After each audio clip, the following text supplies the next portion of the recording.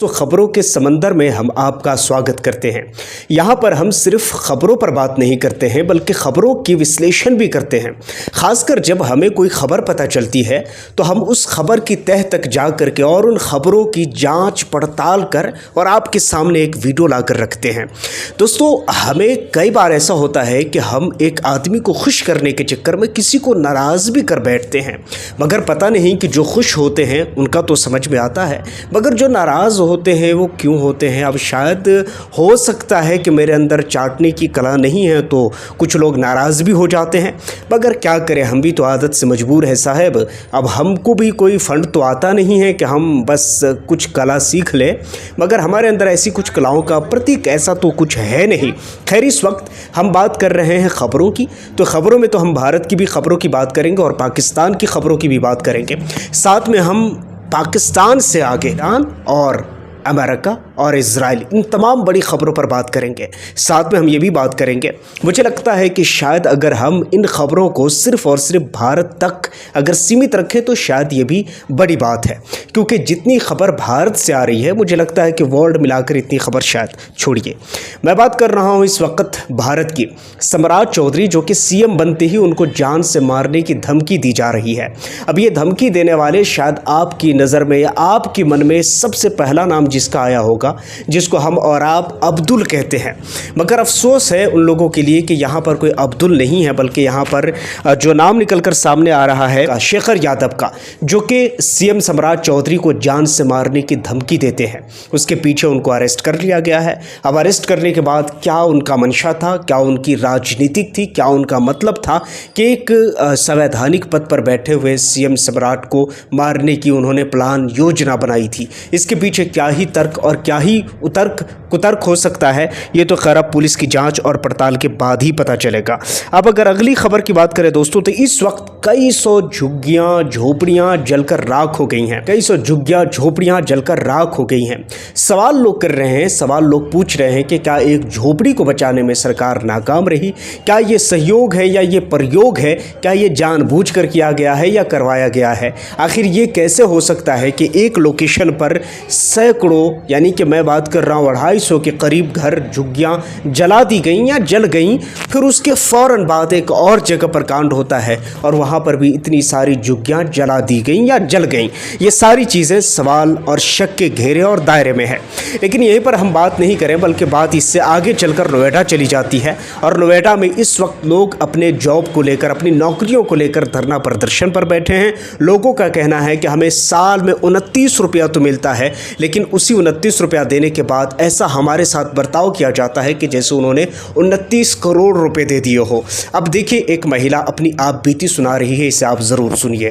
Salary नहीं बढ़ा रहे हैं, प्लस हर साल में 3 बार वो बढ़ा देते हैं टारगेट। इन लोगों को टारगेट बढ़ाने का नियम दे रखा है, लेकिन सैलरी बढ़ाने का अब तक नियम नहीं दिया सरकार ने। आपकी 4 साल में कितनी बार आपकी सैलरी बढ़ी है? पिछली साल बढ़ी थी 29 रुपए। अब इस महिलाओं की आवाज़ में सिर्फ इनकी आवाज़ नहीं बल्कि इनका एक दर्द भी छुपा हुआ है।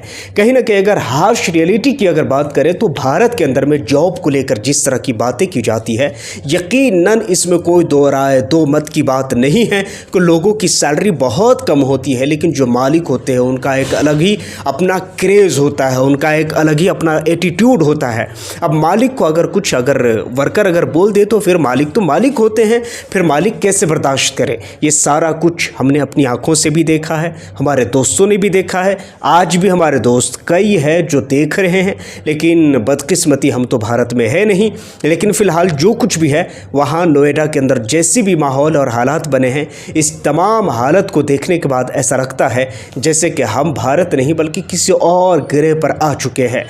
क्योंकि सोचिए कि जिस भारत के लिए, जिस भारत का कानून, जिस भारत के लोगों की आज़ादी की बात करता है, जिस भारत का कानून भारत के लोगों की फ्रीडम ऑफ स्पीच की बात करता है, अपनी समस्याओं को समाधान की बात करता है, भला उसी भारत में अगर उसी जनता को, उसी आवाम को, उसी लोगों को पीट दिया जाए तो इंसाफ की तो खैर माई बाप ही कहाँ है, पता नहीं, उसे अलग से ही ढूंढना पड़ेगा। खैर दोस्तों, आगे की खबरों की बात करें तो इस वक्त पाकिस्तान हमारे लिस्ट में क्यों ऊपर है, अब मैं आपको ये भी बता देना चाहता हूँ। क्योंकि एक समय था जब हम ये दावा कर रहे थे कि हम विश्व गुरु हैं, लेकिन ऐसा लगता है कि पाकिस्तान को इतनी अंधेरों से निकालकर उजालों की तरफ लेकर जाया जा रहा है कि उन उजालों में कहीं हम विश्व गुरु खो तो नहीं गए हैं। सवाल ये पैदा हो रहा है कि इस वक्त हमारे देश में हो क्या रहा है, चल क्या रहा है। डोनाल्ड ट्रंप का एक बयान आया, उस बयान में डोनाल्ड ट्रंप कह रहे हैं कि अगर ये शांति वातावरण अगर पूरी तरह से संपन्न हो जाता है और ये पूरी तरह से सक्सेसफुल हो जाता है तो हम एक दौरा ज़रूर हम लगा देंगे इस्लामाबाद का। Pakistan has been great. They've been so good. Islamabad, I might go. Yeah. If the deal is signed in Islamabad, I might go. The field marshal has been great. The prime minister has been really great in Pakistan. So I might go. They want me to go. अब सवाल ये पैदा होता है कि Trump का इस मिजाज में ये बात कहना ये बताता है कि पाकिस्तान का कहीं ना कहीं उनका कद और काट या तो बढ़ाया जा रहा है या तो पाकिस्तान का बढ़ चुका है।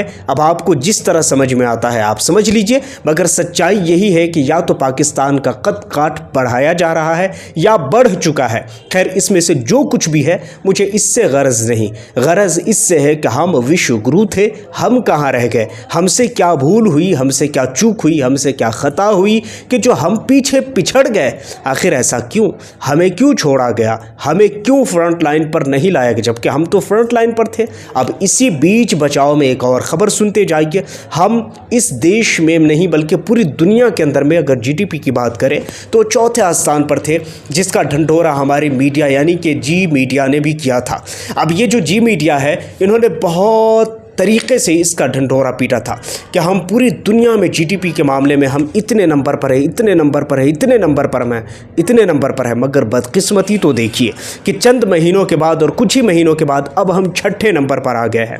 यानी कहने का मतलब और तत्व ये है कि हम जीडीपी के मामले में जहाँ हम तीसरे नंबर, तीसरे स्थान, दूसरे स्थान, पहले स्थान की बात कर रहे थे, जहाँ हम ट्रिलियनों की बात कर रहे थे, हम आकर 6ठे स्थान पर लटक गए हैं।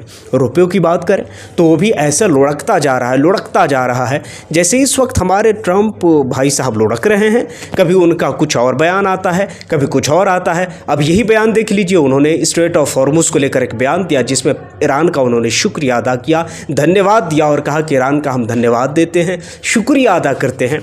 तो भैया जब शुक्रिया ही अदा करना था तो ये सारा का सारा तांडव क्यों किया था? अब ये तांडव का मतलब कुछ मुझे समझ में नहीं आ रहा है। अब आपके पास अगर थोड़ा सा टाइम हो तो हमारे लिए भी निकाल लीजिए और हमारे लिए भी बता दीजिए और समझा दीजिए कि ये तांडव क्यों हो रहा था। अब सवाल ये पैदा होता है कि इस वक्त हमारे देश में चल क्या रहा है। सोचिए कि सभी नेता, बीजेपी की, भारतीय जनता पार्टी के नेता और दूसरे नेता सब के सब जाकर बंगाल के अंदर रैलियां कर रहे हैं। सब जाकर इस वक्त बंगाल के अंदर सरकार बनाने की बात कर रहे हैं। सबको ऐसा लगता है कि उसकी गर्दन पकड़ो और साइड करो और मैं खुद को सरकार बना लूं। मगर क्या ऐसा करना उचित है? मुझे लगता है कि हाँ उचित है, लेकिन मेरे लिए नहीं, वो उन पार्टी के लिए जो वहाँ चुनाव लड़ रही है। छोटा सा सवाल छोटे से मुंह से मैं करना चाहता हूँ, क्या ऑलरेडी बीजेपी की जहाँ सरकार है, अब देखना यह है कि क्या वहाँ की जनता, वहाँ के लोग क्या खुश हैं? अगर आपको लगता है कि वहाँ की जनता खुश है तो बना दीजिए बंगाल में भी बीजेपी की सरकार, और अगर आपको लगता है नहीं तो आपके हाथ में फैसला है, क्योंकि संविधान ने तो यही कहा है कि हर 5 साल के बाद चुनाव है और चुनाव होता ही इसलिए है क्योंकि जनता अपनी पूरी फ्रस्ट्रेशन निकाल सके उन नेताओं पर जिनको उसने पिछले 5 साल में वोटिंग किया था, उनको सत्ता में लाकर बैठाया था और उनके हाथ में गद्दी दिया था, लेकिन वो आदमी किसी काम का साबित नहीं हुआ। तो संविधान कहता है कि 5 साल के बाद ये हक आपके हाथ में चला जाता है। अब जिस तरह नेता आपको 5 सालों तक के लटकाए रखा, बिल्कुल तार से उल्टे खजूर से लटके वाली बात है, इसी तरह आप अब उस नेता को लटका दीजिए। अब आपकी मर्ज़ी और आपकी राय क्या है इस बारे में तो हम जानना ही चाहेंगे, क्योंकि ये दिलचस्प टॉपिक जो है